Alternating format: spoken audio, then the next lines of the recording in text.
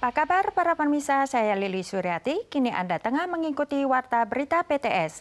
Kelanjutan dari penyelidikan terhadap munculnya mayat terapung di pesisir barat Taiwan sejak Februari tahun ini, CGA menemukan 10 diantaranya berada dalam daftar penyelundupan yang diberikan oleh pemerintah Vietnam. Jaksa menetapkan bahwa mereka membeli kapal cepat dan terbalik di laut dan tidak berkaitan dengan sindikat penyelundupan. Dinas Patroli Laut menerima laporan ada mayat pria di atas turbin angin di perairan lepas pantai Wangkong, Changhua. Setelah mencocokkan identitas jenazah, petugas menemukan bahwa korban termasuk dalam daftar 14 penyelundup Vietnam yang diberikan pemerintah Vietnam. 那个后来也证实说，应该就是越南籍，有可能是他刚翻覆的时候，那时候还有体力嘛，遇到那个平台，所以有办法攀爬上去。 Polisi membentuk tim investigasi khusus untuk menyelidiki. Sejauh ini 10 mayat telah teridentifikasi sebagai penyelundup Vietnam. Mereka diduga mengumpulkan dana menuju Tiongkok dan membeli kapal cepat untuk menyelundup ke Taiwan, namun tewas setelah kapalnya terbalik. Investigasi awal tidak menemukan adanya keterlibatan sindikat perdagangan manusia, namun Kejaksaan menolak untuk mengonfirmasi dan menekankan bahwa penyelidikan sedang berlangsung. Namun banyaknya mayat yang bermunculan di sepanjang pantai juga membuat Panwas merasa respon dari unit patroli laut agak lambat. 这个事情从2月底就被通报了，的确是在3月底才成立这样的一个专案，当然也过了1个月了。 Puluhan ribu orang asing menyelundup ke Taiwan setiap tahunnya. Kali ini saja sudah ditemukan mayat dalam jumlah besar. Apakah instansi terkait melakukan investigasi total? Apakah mereka mempelajari dinamika sindikat penyelundup? Panwas menyatakan akan terus mengusut. TPR Tiongkok baru saja mengakhiri latihan militer. Pada tanggal 11, Filipina dan Amerika mengumumkan akan mengadakan latihan militer gabungan bahu-membahu selama 3 minggu yang melibatkan 17.600 tentara. Ini merupakan latihan militer gabungan terbesar kedua negara tersebut untuk melawan Tiongkok. Tanggal 11, Amerika dan Filipina meluncurkan latihan bahu-membahu selama 3 minggu di Laut Tiongkok Selatan. Sebanyak 17.600 tentara berpartisipasi dalam latihan militer tahun ini. Ini juga merupakan latihan militer maritim terbesar pertama kedua negara dengan amunisi asli dalam 30 tahun terakhir. Waktu latihan akan dimulai bertepatan dengan berakhirnya latihan militer Tiongkok di sekitar Taiwan yang dinilai merupakan upaya bersama melawan Tiongkok. In this, the 38th iteration of Balikatan, Philippine and U.S. forces are coming together in large numbers, approximately 17,600 participants in total, demonstrating our commitment to each other and to our mutual defense treaty. Selama latihan militer, TPR Tiongkok terus mengirim jet dan kapal untuk mengusik Taiwan sebanyak ratusan kali. Kapal Tiongkok bahkan berusaha menerobos ke zona berdekatan di jarak 24 mil laut. Taiwan tidak dapat mengabaikan kekuatan Tiongkok untuk menginternalisasikan Selat Taiwan yang berpotensi mengancam zona penyangga yang dioperasikan tentara nasional, sehingga hanya bisa mempertahankan zona di jarak 24 mil laut dan jarak 12 mil laut. 12海里的领海跟24海里的临界区是一个必须要守住的2个阶段的防线嘛。那当然前面还有缓冲区啊，包括像海峡中线或什么的。 Tiongkok akan terus melakukan latihan militer dan menerapkan penegakan hukum maritim untuk mengusik Taiwan.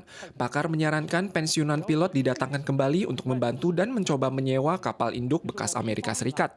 Kementerian Pertahanan Nasional Taiwan merilis foto status siaga Angkatan Udara. Logo di lengan salah satu pilot bergambar beruang hitam memegang bendera Taiwan yang menjotos Winnie the Pooh hanya sangat menarik perhatian dan menjadi rebutan netizen. Namun juga menjadi tampilan halaman utama di situs media CNN Amerika tanggal 11. Logo ban lengan ini bukan rancangan tentara, tetapi kreatif salah satu toko budaya militer di Taoyuan. Pemilik toko mengatakan ban lengan beruang hitam Taiwan ini melambangkan Taiwan, sedangkan Winnie Pooh melambangkan Xi Jinping. Dan di atas botol madu yang dipegangnya juga terdapat bendera Tiongkok yang berbintang 5. Logo ban lengan ini sangat populer di internet. Selain digemari Tentara Nasional Taiwan, juga habis terjual untuk umum dan kekurangan stok.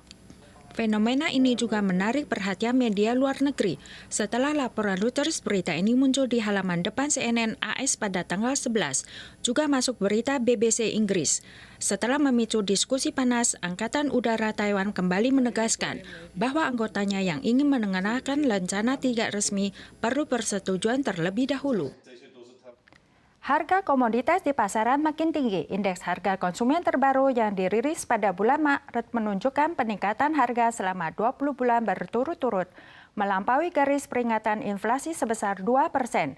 Di antaranya kenaikan 17 barang kebutuhan pokok telah mencapai 6,12%. Tekanan kenaikan harga semakin terasa. Direktorat Jenderal Anggaran, Akuntansi, dan Statistik mengumumkan bahwa tingkat pertumbuhan IHK naik menjadi 2,35% pada bulan Maret, melewati garis peringatan inflasi 2% selama 20 bulan berturut-turut. 17 harga barang kebutuhan pokok diantaranya bahkan naik 6,12% pada bulan Maret. Organisasi pelatihan pengemudi juga mengajukan permohonan naik harga ke Ditjen Jalan Raya yang saat ini berkisar antara 8.000 sampai 13.000 dolar Taiwan menjadi 16.000 dolar Taiwan. Sebuah perusahaan daging tiruan di Australia menggabungkan DNA protein otot mamut yang berusia 4.000 tahun ke dalam sel puncak domba untuk membuat bakso besar. Baru-baru ini bakso dipamerkan di Museum Nemo di Belanda. Pengolahan daging mengatakan bakso beraroma seperti daging buaya. Reaksi cengang bergema dari atas panggung saat pengungkapan bakso mamut artifisial yang direkayasa di laboratorium. Pendiri perusahaan daging artifisial di Australia menegaskan ini bukan produk sembarangan. Setelah mereka mendapatkan DNA mamut yang tersedia untuk umum, mereka menambahkan kode genetik yang hilang dari kerabat dekatnya, yakni gajah Afrika, kemudian memasukkan urutannya ke dalam sel punka domba dan mereplikasi 20 miliar sel untuk membuat bakso daging mamut. Ilmuwan merebus bakso rekayasa di dalam oven sebelum membakar permukaannya menjadi coklat tua. Soal rasa, belum ada yang berani memakannya. Karena protein berusia 4.000 tahun ini masih harus diuji apakah aman untuk dikonsumsi oleh manusia. Namun pengolah bakso menyatakan aromanya mirip dengan daging buaya. We won't eat the mammoth meatball right now. And it doesn't mean that you can't eat it. But because this protein is literally 4,000 years old. Makna lain dari bakso buatan yang dipajang di Museum Iptek Nemo di Amsterdam, Belanda adalah untuk menyoroti hubungan antara mengonsumsi daging dan perubahan iklim. Menurut data PBB, konsumsi daging global hampir 2 kali lipat sejak awal 1960. Di antara total emisi gas rumah kaca manusia, peternakan mencapai pangsa 14,5%. Konsumsi daging diperkirakan akan meningkat sebesar 70% pada 2050. Para ilmuwan mencoba membalikkan tren tersebut lewat produk daging seperti daging buatan ini dan daging nabati. Para pemirsa sekalian, sekian Warta Berita PTS. Berikutnya mari kita saksikan lomba meluncur di Kanada. Kita sual lagi di lain kesempatan. Sampai jumpa.